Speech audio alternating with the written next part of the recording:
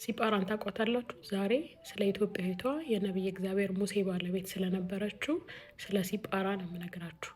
ነቢይ እግዚአብሔር ሙሴ በስደት በነበረበት በበረሃ በነበረበት ከፈርዖን ቤት ተባሮ በምድረ በዳ ይኖር በነበረበት ሰዓት አንድ ቀን በምድረ በዳው እየሄደ እየተራመደ እያለ ሴቶች ከሆነ ውሃ ጉድጓድ ውሃ ሲቀዱ ያያቸዋል።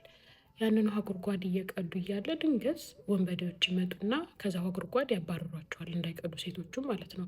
ከዛ ያንን ሲያይ መቋቋም አልቻለም። ሮጦ ሄዶ ወንበዴዎችን ያባርራቸዋል፣ ለሴቶቹ ማለት ነው።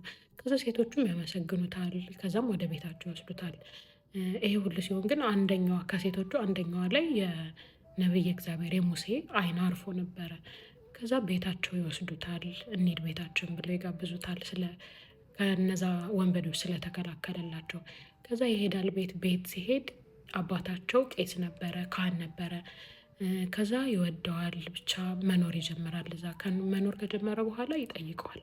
ዓይኑ ሲጳራ ላይ እንዳረፈ ያውቅና ሙሴን ይጠይቀዋል። አባታችሁ ዮቶር ሲጳራን ልድርልህ እፈልጋለሁኝ ይለዋል። ከዛ ሲጳራን ያገባታል፣ ልጆች ይወልዳሉ፣ መኖር ይጀምራሉ። ከዛ ግን መኖር ከጀመሩ በኋላ ግን የእግዚአብሔር ጥሪ ይመጣለታል። በጣም ብዙ ጊዜ በተደጋጋሚ በቃ አይሆንም ቢልም አልፈልግም ቢልም መጨረሻ ላይ ግን ተልኮ መወጣት ስላለበት ከዮቶር ቤት ይሰናበቱና መንገድ ይጀምራሉ ማለት ነው። የተሰጠውን ትእዛዝ ወይም ደግሞ እግዚአብሔር ያዘዘውን ትእዛዝ ለማስፈጸም እስራኤላውያን ነፃ ለማድረግ መንገድ ይጀምራሉ። ሁለቱ ልጆቹን ይዞ ከሚስቱ ጋራ መንገድ ላይ ጉዞ እየጀመሩ መንገድ ላይ ያሉ አንድ ቀን በጣም ይታመማል ሙሴ። በጣም በጣም በኃይለኛ ይታመማል ማለት ነው። መልአከ ሞት መጥቶ ሊወስደው እንደሆነ በቃ ያውቃሉ ሁለቱም ሊሞት እንደሆነ ማለት ነው። በጣም ጣረ ሞት ላይ እያለ ያጣጣረ እያለ ሲጳራ ማስተዋል ትጀምራለች። ስታስብ ትዝ ሲላት ከሁለቱ ልጃቸው አንደኛው አልተገረዘም።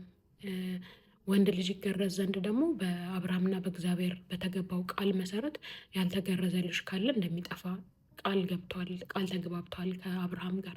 ስለዛ ባሏ ሊሞት የሆነው ባልተገረዘው ልጃቸው ምክንያት እንደሆነ ታውቃለች ማለት ነው።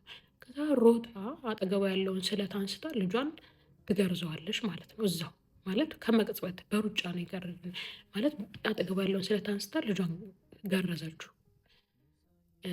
ይሄንን እንግዲህ እናት ሆናችሁ ወንድ ልጃችሁን ስታስገርዙ ያለውን ስሜት አስቡት እናቶች። እና እሷ ግን እራሷ ናት ያደረገችው እና ባሏን አዳነች፣ ልጇን በመግረዝ ማለት ነው። ወዲያው ልጇን ስትገርዘው ባሏ ዳነ፣ ባሏ ከሞት ተረፈ። ሙሴን ከሞት አተረፈችው፣ አዳነችው።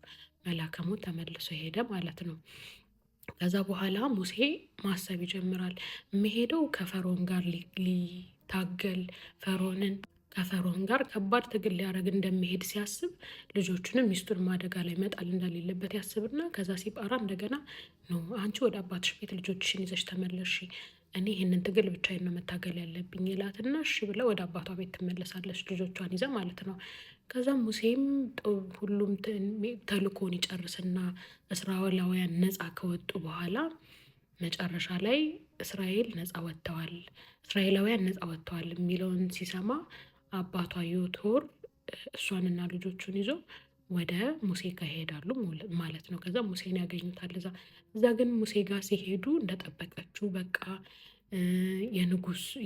የነብያቸው ሚስት ስለሆነች ጥሩ ነገር አልተቀበላትም።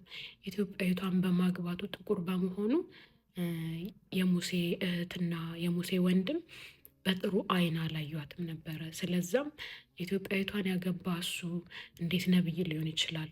እኛስ ከነብይነት ምን የሚያግደን ነገር አለ? እንዴት እሱ ለነብይነት ይመረጣል? ኢትዮጵያዊቷን ጥቁሯን አግብቶ ሳለ ብለው ሲናገሩ እግዚአብሔር ሰማቸው።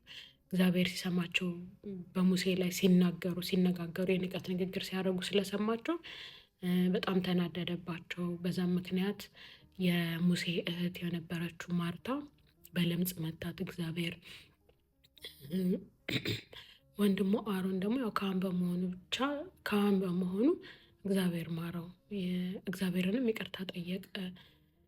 ዞሮ ዞሮ የሲጳራ መጽሐፍ ቅዱስ ላይ ያላት ታሪክ ይህንን ይመስላል። መጨረሻዋ እንዴት እንደነበረ፣ አሟሟቷ እንዴት እንደነበረ፣ የት ድረስ እንደሄደች አብረው የሚገልጽ ነገር የለም።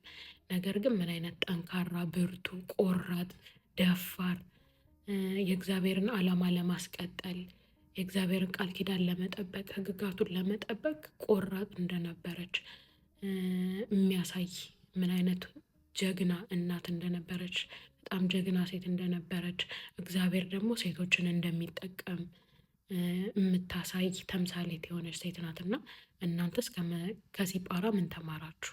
እና ደግሞ ኢትዮጵያዊት እንደነበረች ታውቁ ነበረ? የሙሴ ሚስት ኢትዮጵያዊ እንደነበረች ካሁን በፊት ታውቁ ነበር ወይ?